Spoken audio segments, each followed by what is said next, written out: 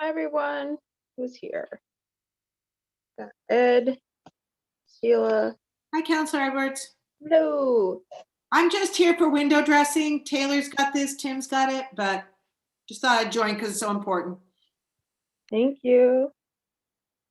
Hi, Counselor Flynn.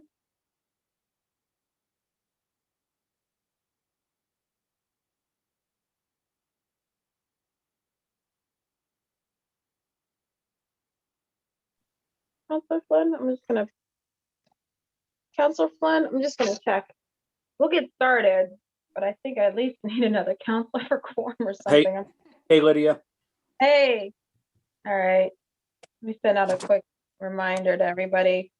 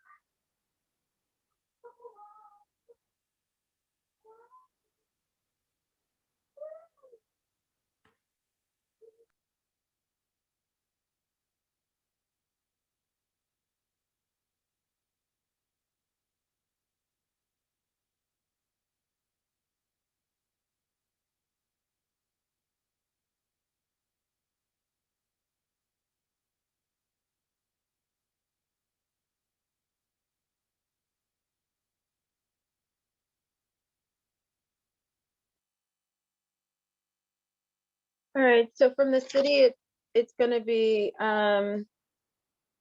Tim, Rick, and Taylor, and Katie.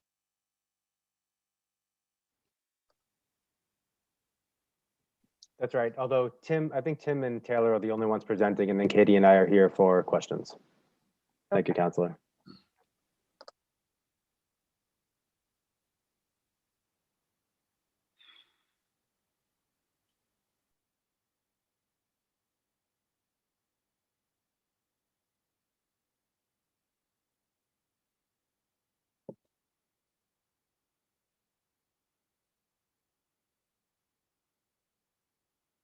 All right. We'll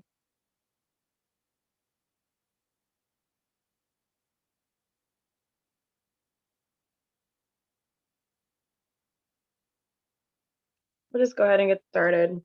So, good afternoon. My name is Lydia Edwards. I'm chair of the Committee on Housing and Community Development. In accordance with Governor Baker's executive order, we're having this hearing via Zoom. This allows us to balance doing our jobs with also being able to keep everyone safe. The public may watch this hearing on Xfinity 8, RCN 82, and FiOS 964. And it will also be live streamed on www.boston.gov/city-council-tv. Today's hearing is on docket 0262. It's an authorization for the amount of $20,670,810 in the form of a grant for the emergency rental assistance awarded by the United States Department of the Treasury to be administered by DND, Department of Neighborhood Development. The grant will fund assistance to households that are unable to pay rent and utilities due to COVID-19 pandemic. This matter was sponsored by the mayor and was referred to the Committee on Housing and Community Development on February 3rd. I am joined today by my colleagues so far, Councillor Ed Flynn from District 2. Also joining us from the administration is Tim Davis, DND Deputy Director, Taylor Kane, DND Assistant Director, Catherine or Katie Ford, who's Office of Housing Stability Operation Manager, and Rick Wilson, the DND Deputy Director of Finance. We've also been joined by the Director of DND, Sheila Dillon.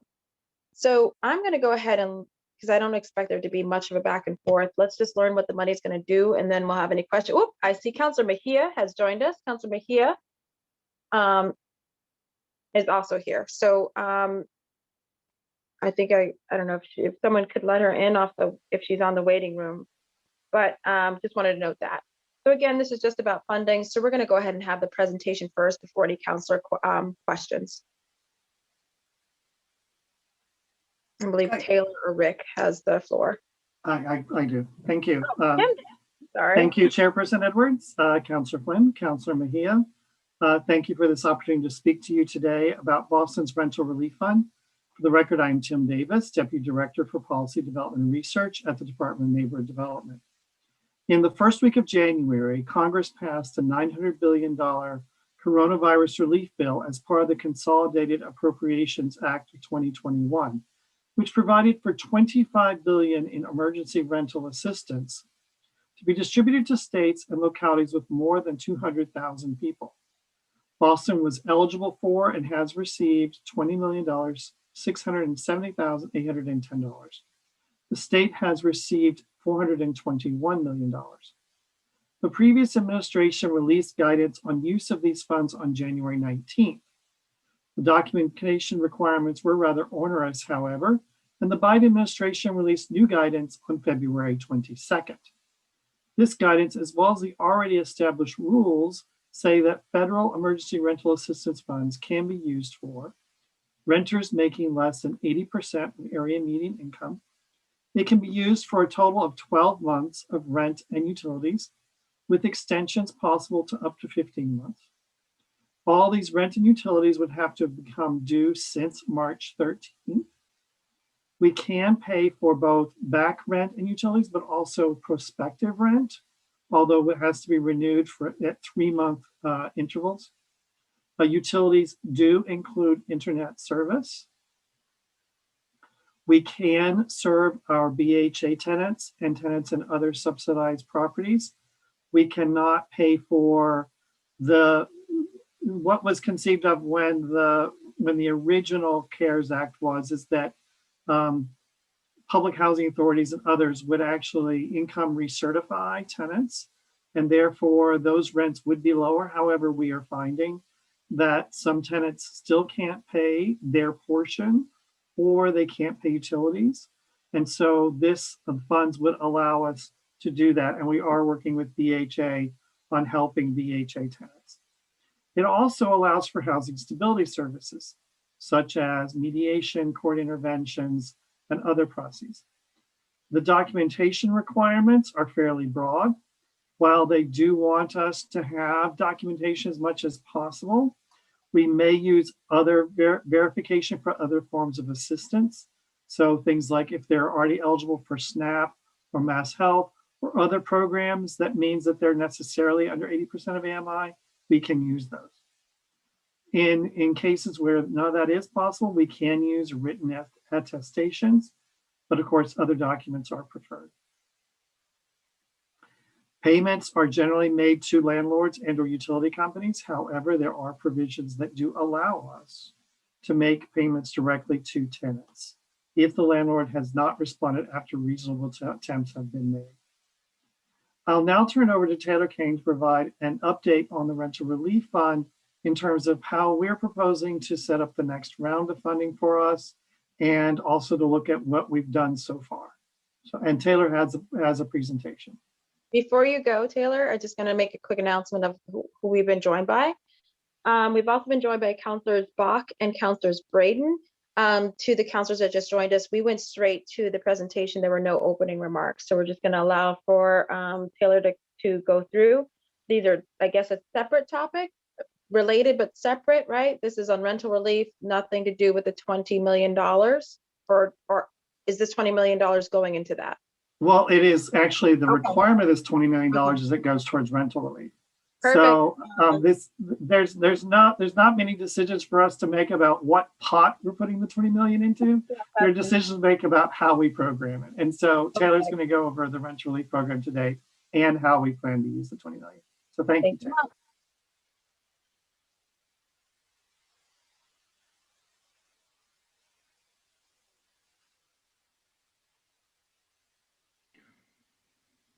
I'm just gonna make this a bit larger.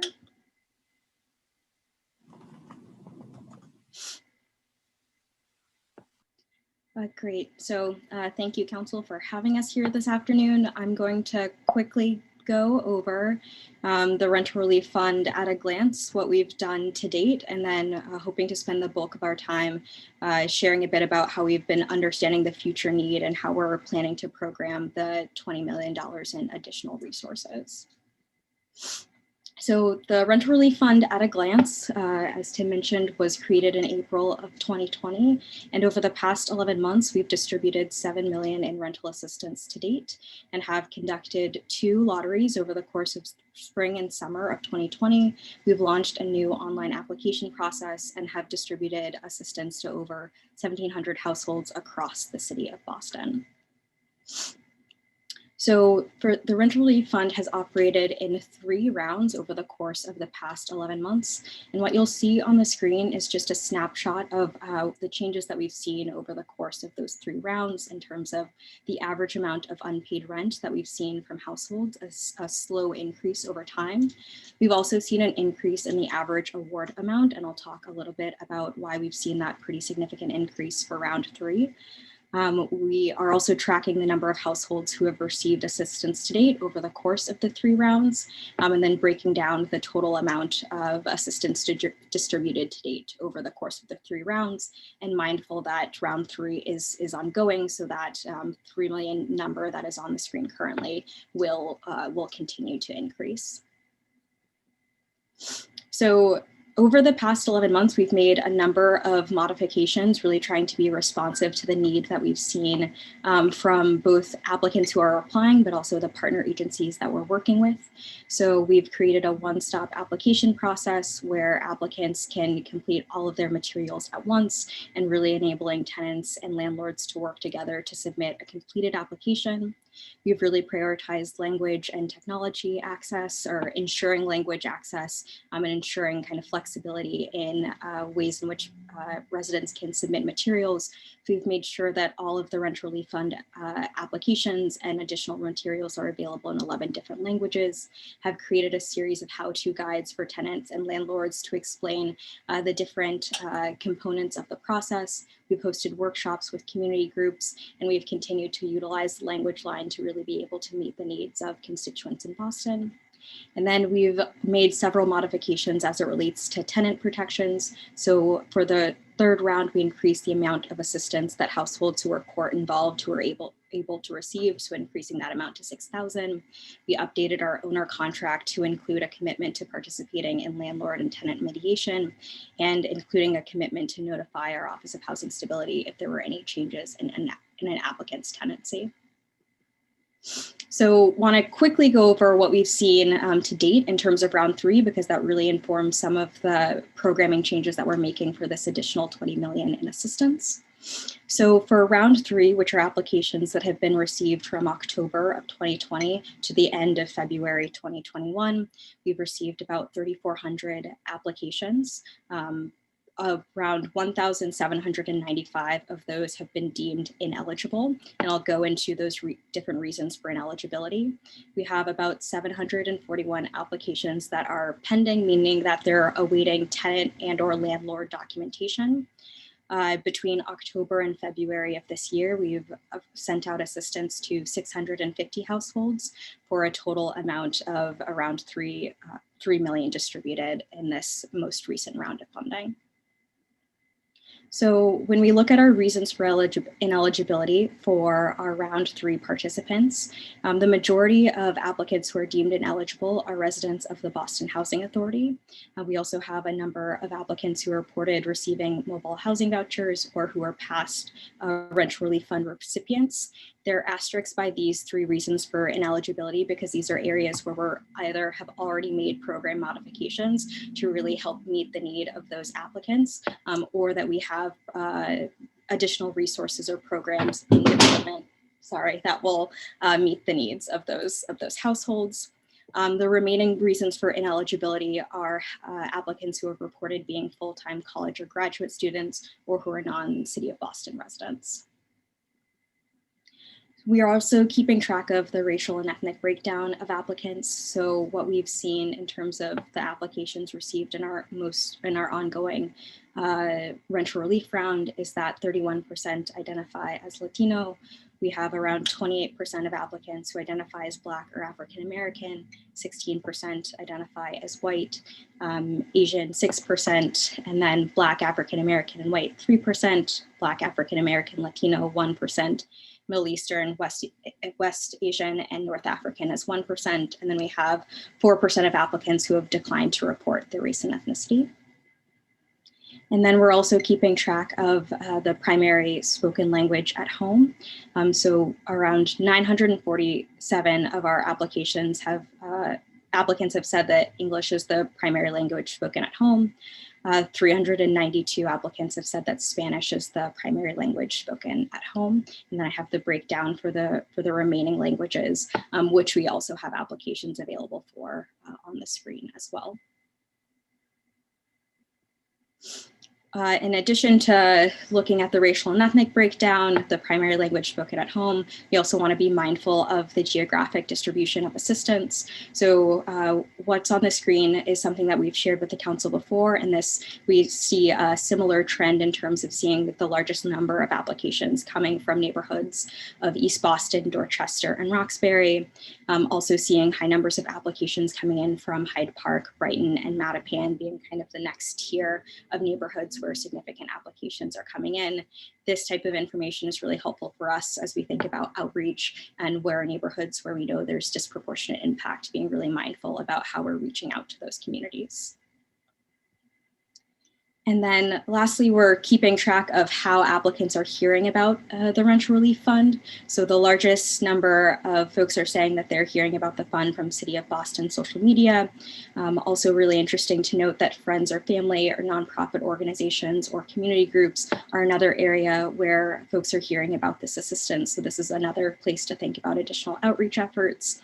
Property management companies or landlords are kind of the next tier of ways in which folks are hearing about this resource. We did email out to BPS families and students, and that accounted for a large percentage of new applications as well. And then the Office of Housing Stability website and newspaper or radio are other areas where folks are hearing about the Rent Relief Fund. So as we think about our future need and how we're planning to program the additional 20 million in assistance, we wanted to start by looking at what do our current applications look like to date. So what we're currently seeing is that we have around 25%, sorry, I can't see that tab of my screen, percentage of households who owe more than $4,000 in rental arrears. We're also paying really close attention to the percentage of households who are reporting unpaid rent unable to pay, and that's around 58% of our current applications. Around 30% of our current applications are saying that they're going to face future difficulty paying rent. And then around 10% of our current applications report being court involved. And this is a percentage that does fluctuate a little bit because as applicants are moving through the process, they are letting us know if they have received a notice to quit even after submitting their initial application. In addition to keeping track of the housing status of our current applications as we think about future need, we're also being mindful of the different reasons for loss of income in the industries where our applicants are working. So most applicants are saying their reason for loss of income is around employer reduction or shutdown of operations. We're seeing that most of our applicants are coming in industries that we know have been disproportionately impacted by COVID. So thinking about food services, leisure and hospitality, also education and health services, and those working in the gig or informal economy. So when we think about our new program, I'll spend some time going over our new guidelines, eligibility, and the program preferences for this new funding. So we are planning to increase the amount of assistance that households are eligible to receive to $15,000 and increase the amount of time households are eligible to receive assistance for to 12 months, with this option for an additional 3 months of assistance if that's needed. These funds can cover past, current, or up to 3 months payments of utility payments or housing energy expenses. And we are working with BHA to create a separate rental arrears program for residents of public housing. In terms of program eligibility, this will look very familiar, keeping many of our same criteria. So City of Boston residents, households at risk of homelessness or housing instability at or below 80% area median income, and really reiterating that past recipients of the Rent Relief Fund are eligible to apply for this additional assistance. And as per the guidelines, we will have a preference for households who have been unemployed for 90 days or more at the time of application, and households that are 50% AMI or below. Some of the modifications that we're currently considering for landlords in terms of conditions of participation, we're updating our funding acceptance letter to clarify their commitment to not proceed with an eviction, to dismiss an eviction case, and to participate in tenant-landlord mediation if there are any issues in tenancy that arise. And then we're encouraging participating landlords to waive any late fees as a condition for receiving payment. Our required documentation will include current lease, tenant agreement or rent receipt, photo identification for a head of household, current pay stubs, and then we're accepting self-attestation for risk of homelessness or housing instability and financial impact due to COVID. And then an additional piece we're incorporating is a plan for housing stability. So incorporating into the 3-month recertification process, working with the applicant, working with their assigned case managers to create a housing stabilization plan. We'll be connecting applicants with resources, including the Roxbury Center for Financial Empowerment, and promoting different offerings at the Office of Housing Stability. And then I think I have one more slide and then can turn things over. We're also trying to be really mindful of the different housing and living arrangements that residents have across the city. So coming up with guidance for those who are in roommate situations that have leases, encouraging folks that are subletting, explaining the ways in which they are eligible to apply by utilizing our template for a tenant agreement. We're also having conversations around how to support households that are in informal housing arrangements. So those are some items that are under consideration. And then for households that have landlords who refuse to participate, we're going to work with those applicants to secure new housing in the city of Boston. So assisting with security deposits, first or last month's rent, and moving expenses. And then the last slide is around how we're approaching engagement and collaboration. So we're going to continue to do outreach to residents who are in housing court, working with different landlord organizations, such as Mass Landlords and Small Property Owners Association, to host a landlord forum about the fund. Working with community-based organizations, including past Boston Resiliency Fund recipients, tenant rights groups, to really get the word out about this resource, and then connecting with different city departments to ensure that they are sharing this information through their networks. And then there are some web page updates that we're planning to make to really clarify the resources for tenants and for landlords, and also outreach materials, and increasing our own application assistance via our ability to support folks who need help completing an application via phone. And I believe that's all I have. Thank you so much. We've also been joined by Councilor Flaherty. I didn't know, oh yes, so everyone else is playing backup singer, right? From the, okay, dokie. So okay. So what we'll do is we'll go through a round, and I know that some of our colleagues joined in the middle of your excellent presentation, Tim, about the differences, and I have a feeling some of them will be asking, what does this money go for? If it doesn't hurt anybody in terms of time, I'm going to just go ahead and ask him to go through again what the money does, to avoid questions about what the money does. So go ahead, Tim. That's fine. So this is okay. There's a back someone. Okay. Okay. So this is a new pot of money. There's a ringing sound that comes through. Me at my end. And everyone else? No, it's my end too. Tim, you've got a back feed? I don't know how to fix it. It's like a loud fire alarm. Is Soon as you open your mouth. Okay, I don't know what to do about it. You're making my dog crazy. I will. For my document, Taylor, real fast, and she can read through that here. Okay. Do you want to try getting rid of the video perhaps? Better? Maybe, try. No, it wasn't better, Sheila. It wasn't better. Rick, why don't you read that part?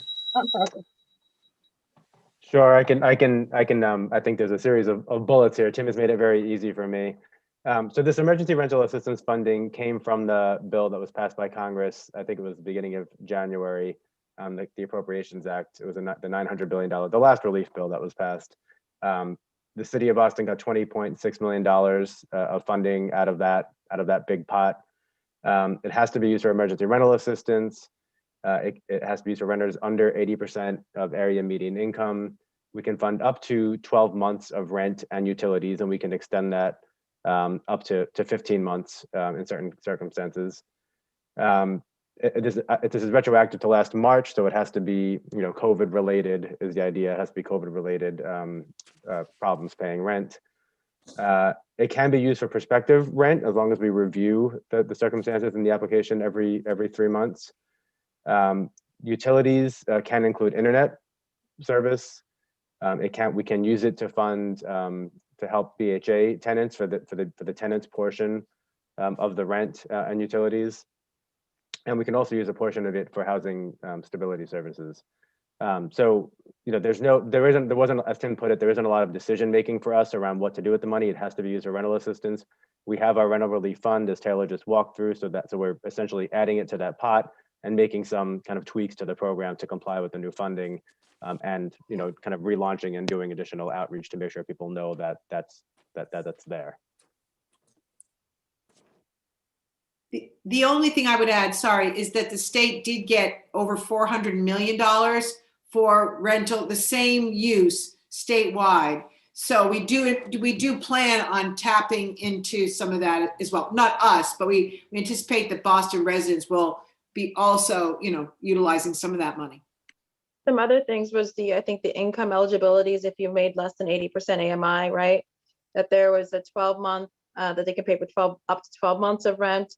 That I think had to been impacted since March of 13th of last year, that it can pay for back and pro rent, which is good. It paid for utilities, and utilities finally included internet.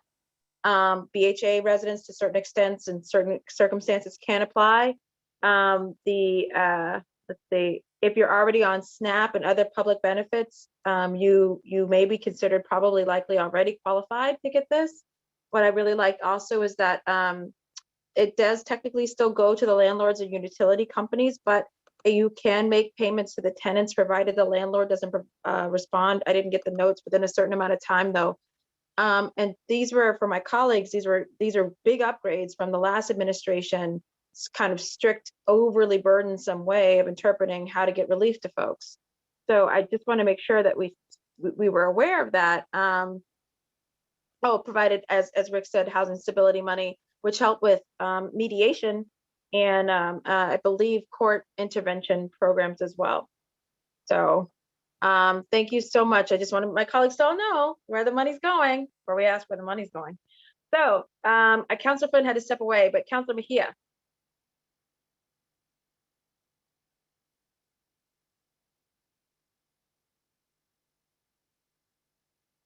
Can you hear me? I'm so sorry. Yep, good to go. You went on mute. Okay. I'm muted and my daughter's calling me at the same time, so I got muted. Can you hear me okay? We're good to go. Yes. So I guess for me, first of all, let me just say I'm incredibly grateful to the administration. You guys always show up on time, ready to do the work, and you are one of the best departments to work with. Since I just wanted to say thank you to the chair for calling this hearing. Since the start of COVID, we have seen how the city has adjusted to finding new ways to accommodate residents, particularly those who are facing housing instability. I've mentioned before that this issue is both personal and professional, and I'm excited to see where we have the opportunity to continue to provide rental relief assistance. I'm just curious, can you talk a little bit about the community workshops? How many have been held? How many people have shown up? What languages they've been offered in? And I'm also curious if we are considering any specific outreach to certain communities, such as communities who speak languages other than English, elder communities, artists, etc.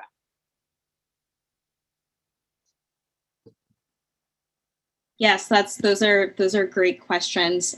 So can get back to you on the exact number of attendees at the different workshops that we've held, but the workshops that we've hosted to date have really been focused on meeting with community organizations that have those relationships with residents and walking them through the application process for the rent relief fund and the different criteria so that they're better able to work with residents who are interested in applying.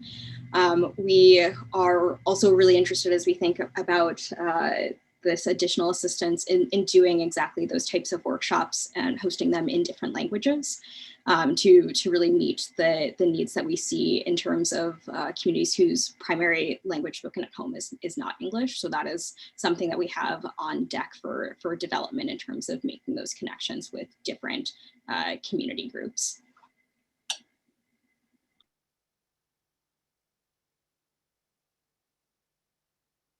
Any other questions, Councilor Mejia? I know, thank you so very much. I think that you all are all on point, and you got the chief of breaking it down here. Lydia Edwards is in the house, so I think that she will definitely follow up with some really great questions as well. So thank you so very much. Really do appreciate the conversation. Thank you.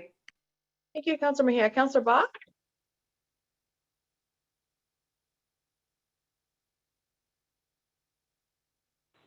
Sorry, Madam Chair, I was having technical difficulties.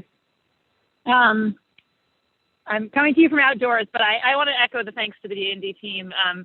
Just, I think seeing this program evolve and really like the data that you're capturing, I know reflects a lot of questions we'd asked at earlier hearings, and I think also reflects the fact that this program has been targeted at the folks who we want it to be targeted at. I mean, both when you look at, you know, where people are out of work from, the neighborhoods, the diversity of the families that we're helping with this fund.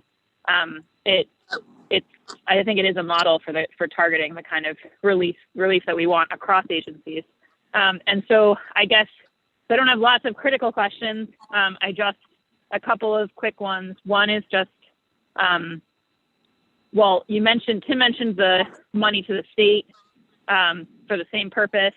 Are we thinking about ways to make sure that, you know, we want them to be additive, right? We want to make sure that we're like catching different folks and not sort of the same set of documentation. And also maybe that we figure out how they're administering theirs and whether there are gaps in how they're administering theirs and how we fill that. So one thing would just be thinking about what the coordination with the state's going to look like.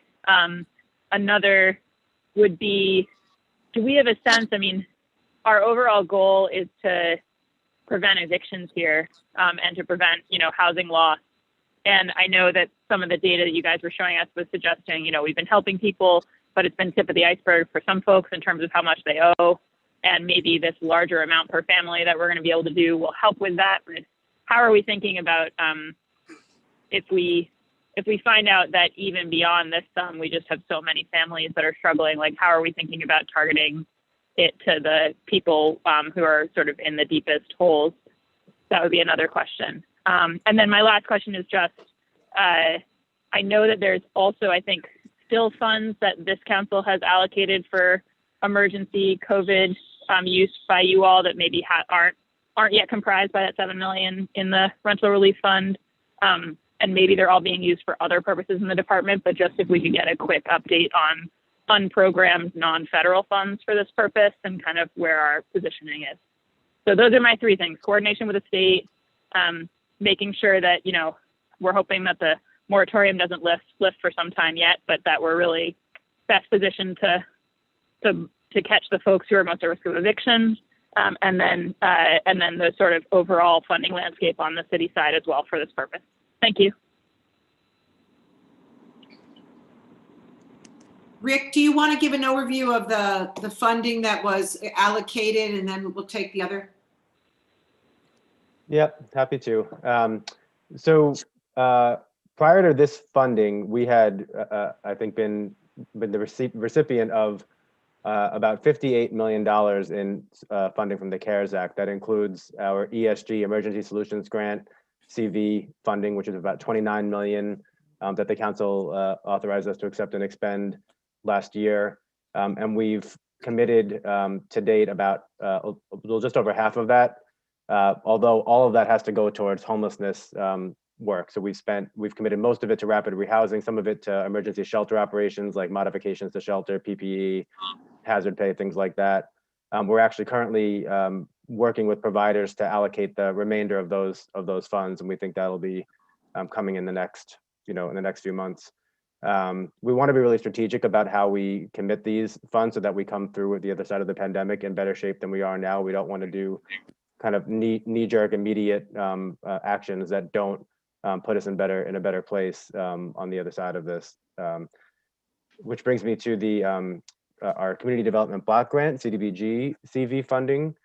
We received $20 million from that source, and at this moment, all of that has been kind of earmarked for rent relief. But in light of this new funding that we've received, the emergency rental assistance funding, we want to spend that first. We have to spend that funding first because the deadline for that funding is the end of this year. And CDBG funding, we have some more time to spend. So we'll start with the emergency rental assistance funding. We don't want to kind of jump too quickly in spending our CDBG CV funding, but one area that we are looking at, if we do reprogram that funding, would be permanent supportive housing for homeless families. We know that there is a critical need there, particularly with COVID. We want to make sure that we de-densify shelters, get people off the streets, out of unsafe conditions, get them into permanent housing with supportive services. So we're looking at that very closely, talking to providers, talking to developers. The CDBG CV funding could be used to, for example, acquire a property and convert it to permanent supportive housing, or to develop a permanent supportive housing, but that would obviously take longer. And then the other funding piece was the Coronavirus Relief Fund, which the city had received $120 million for in total. We got $9.5 million of that, 8 of which went to the rent relief fund, which is what we're spending right now. And then $1.5 million we've used for permanent supportive housing for homeless women. So I think we're doing a good job at spending the funding. We have some work to do on the balance and some thinking to do on this new funding that's in front of you right now, the emergency rental assistance funding, and then as well, the relief bill that's in front of Congress right now, which we expect will include even more funding for this, again, rental assistance, as well as funding for homeless programs as well and housing development. Maybe I could jump in on the coordination, or Taylor. So we are meeting with the state every Monday afternoon at 3 o'clock, I think it is, for a half hour. I will say, they've got more resource. So, but I think where the issue is, the state is very, very, very backed up. So like by 6,000, I think 6,000 applications as of Monday in Boston, they are trying to make their way through the queue. So we're supporting that effort, but we're funding other people because we don't want them to get in that queue. One thing they are doing is they are going to start a fund where they are funding owners of large affordable housing developments. So all those tenants don't come into the queue, our queue or their queue. They're taking some of their money and they're funding owners, which is really going to help a great deal. I think beyond that, we're just talking about how our programs are similar, but we're not tied to the hip either.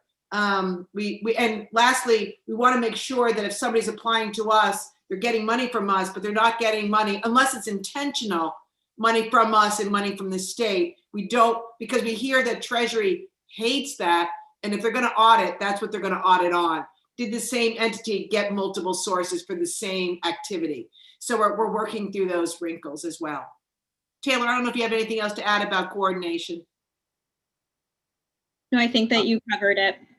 And I just wanted to answer the piece about the housing stability and the tenants that we are helping, because our biggest fear is that we are going to pay off back rent and pay prospective rent. And then when the money runs out, that we still might be setting these tenants up to fail because they might be in a unit that's not affordable. You saw in the slides that 30% of the tenants who have received funding to date work in the hospitality industry, and we're not sure when those jobs are going to come back. So part of what we're developing right now is a system-wide response within the rental relief fund to make sure that people are doing housing counseling, that they're doing searches to make sure that they are in an affordable unit. Right now, all of our vendors at the Office of Housing Stability can do housing search for people at the same level of income, so up to 80% AMI.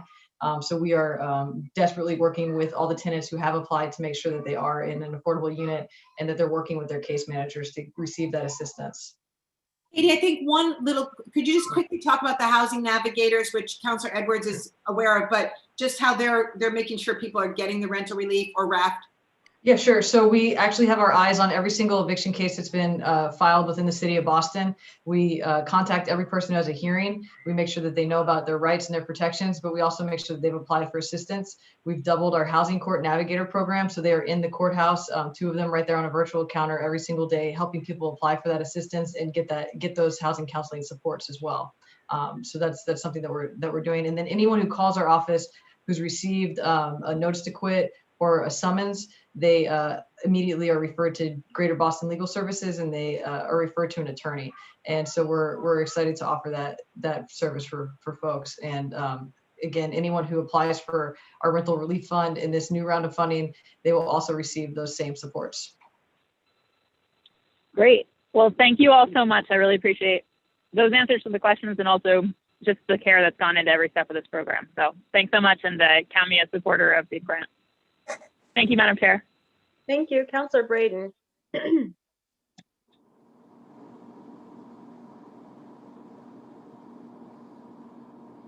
If she's not, Councilor Braden.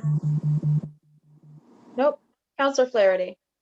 Thank you, Madam Chair, for hosting today's hearing, and also to the Walsh administration for putting the matter forward as we continue to try to mitigate the damage of COVID-19 as it pertains to our economy. We must continue to prioritize protecting individuals and families in our city who are struggling. And this grant from the U.S. Treasury Department is a godsend, quite frankly, for countless of Bostonians who've been living in fear of being evicted, having their utilities shut off, or they've been racking up, potentially, life-altering debt, as well as those that have missed payments, et cetera. So for this reason, obviously it's critically important that we as a council expedite the matter following today's hearing and vote on it as soon as possible. And so look forward to you putting forth a committee report that speaks to just that. I also want to take an opportunity to thank the panelists here today. I know that the Office of Housing Stability and the Department of Neighborhood Development, the teams that are here, Kate from OHS and the chief and Tim and Rick, they've been doing tremendous work since day one. It's now almost been a full year. So want to continue to work with them and give them the resources they need to continue to make a difference. And all of us as councilors, our phones are ringing nonstop, with residents and constituents looking for assistance. And more often than not, we've been on the phone with the panelists on a regular basis, just looking to help people, helping keep them in their homes, helping stave off evictions and foreclosures, and also helping them with their small local businesses. So we're going to continue to do that as a council. We're going to continue to work with them, but I'm excited to support this committee report when you, Madam Chair, put it forward. And I want to thank, obviously, the U.S. Treasury as well for thinking of Boston and giving us some resources so we can help people. And that's what this business is about. The business is about helping people and connecting folks to resources. And so happy to listen to the testimony. And I know that questions have been asked and answered and on the line of what I would be asking. So I'm just looking forward for expediting passage. Thank you, Madam Chair. Thank you very much. Just a couple follow-up questions. The deck, by the way, was excellent. And so I think I'd love to know if you have any more promotional materials that we could use as city councilors in more than one language about the rental relief program. I love the city of Boston. I work for you guys, but I can't believe that elected officials are like what, fifth in being able to get this out. So I challenge my colleagues. We should compete, and we should be doing our best to make next time when that survey comes back and they say how did they find out about this money, we should be number one. There's like 13 of us. So that's one thing. I wonder if you can get over the ways in which we can promote this. That's one. And then in terms of you said $400 million came to the state, and this you may not have an answer to, but if we're about 10% of the population, and I know we're way more in terms of population, in terms of eviction and housing crisis than the rest of most of the state, the 20 million seems not as much as what we are deserving of. Is there a push to get more from the state? Or are we happy with what we got? Yeah, the reason why we got the amount that we got was because of the way the federal law is set up. And it is definitely a smaller percentage than our population would be. So that is why we are being very forceful with the state that Boston residents can use the state program as well. That's also why it's useful that they're setting up the program with some of the affordable housing developers while we're working with the BHA. So we're very much going to make sure that Boston residents can access the state funds. Okay, all right, that's much more comforting. And then in terms of just, I'm really excited about what the Biden administration has said about pathways to citizenship and so on and so forth. But in my district, I have a lot of TPS, mixed status families, folks with no status. And so how are we, is this following the strict guidelines for folks who are mixed status families, or how is this, how am I making sure that all of my residents who I value, no matter their immigration status, are helped?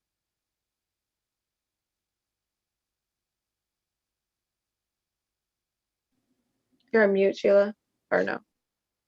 Sorry, I was sort of looking at Taylor because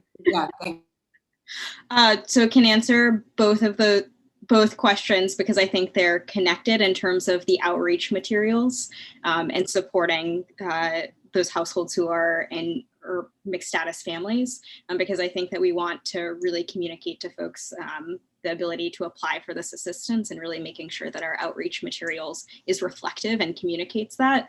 So can definitely pass along. We're updating our materials based on the new program guidelines, but can certainly share that new information that can be shared with communities that are kind of in that category. Okay.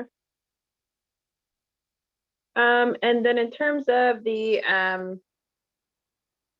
since we did get an update on the rental relief program, I was wondering if there's an update on the Housing Notification Act and how many notifications have been given to the Office of Housing Stability from landlords when they're going to evict. Just curious if it's working. So it is working. We have received over 3,500 notices to quit to date. A lot of them by hard copy. We are almost done finalizing that electronic landlord portal. It's like the OHS infrastructure week. I keep saying every week it's going to be finalized, and it will be shortly. So we are excited to have that finalized soon. And then we're also working on a plan to reach out to those tenants who have received 30-day notices to quit. But there have been no complaints yet to the Office of Fair Housing for anyone who has violated that, for any landlord who has not submitted, if that was also part of your question. No, I'm actually a little disheartened that it's been 4 months and 3,500 people are I didn't realize it. I mean, it's great in terms of you now can do, I think, a lot of the eviction spotting, the hot spots, the building clear outs, those kinds of things. You can start to do that now. Mm-hmm. I can't remember the exact language. I hope it doesn't expire based off of the declaration of emergency and COVID, right? It goes on forever. Yeah. So we'll be able to long-term be able to see at least further upstream than we did before, right? As a city. But I mean, that's what, 800 or so I'm bad at math, so what, you know, it passed in October. It became effective immediately. I think November, December, January, February, 4 months. Yep. 3,500. It's a little over 800 evictions filed just in Boston a month. So those are notices to quit, not evictions filed. So the trend we are seeing, counselors, that some entire buildings, they will send out a notice to quit February 2nd. You'll get a notice to quit for late payments. So I mean, those are some of the trends we're seeing, and then they're immediately cured. So that's why we're trying to come up with a plan to reach out to the 30-day notices, because it's going to be almost impossible for us to hit those 14-day notices. So that's why we're looking at the trends and figuring out the best way to reach out to those folks. So do you have, I mean, maybe not now, how many folks have been able to avoid eviction then? Of the 3,500, how many went to court afterwards or didn't go to court, you know? You may not have that yet. I'd love to get No, that. we don't have that yet, but I do know we do receive calls into the hotline because they have received that piece of paper from that notice to quit. It's been highly effective in my opinion. But I don't have the exact numbers for you, but I do think it's been highly effective. No, I'd love to get that to find out, you know, so now that you've got 3,500 intents to quit, but it actually resulted in only, you know, whoever knows, you know, 300 actually going to court because of the upstream services, the mediation, the so on and so forth that you guys kept putting in and making sure that the funding got there, then the rent relief and the back and prospective rent was provided. So then eventually the person didn't have to go anywhere. So that, and I can tell you that from our housing court docket project, because we have our eyeball on every single case that's been filed, 885 cases have been filed against Bostonians since the eviction moratorium lifted. We're seeing amounts of $50 for an eviction case up to $40,000 for an eviction case. And we definitely reach out to those landlords, and we want to know why that's happening and what's going on. excellent. So that's it for my questions. Folks, from my colleagues, unless there's any burning questions, you know, we got a great update. I think you can hear the overwhelming support. We absolutely need this money sooner rather than later. So I'm going to go ahead and mark it up for next week's vote for the city council. So unless anyone has any other further questions, I don't think we obviously don't need a working session on this or anything. So I think we'll just get this relief to folks as soon as possible. So thank you so much. With that, I'm going to end this this hearing. Thank you. Thanks. Thanks.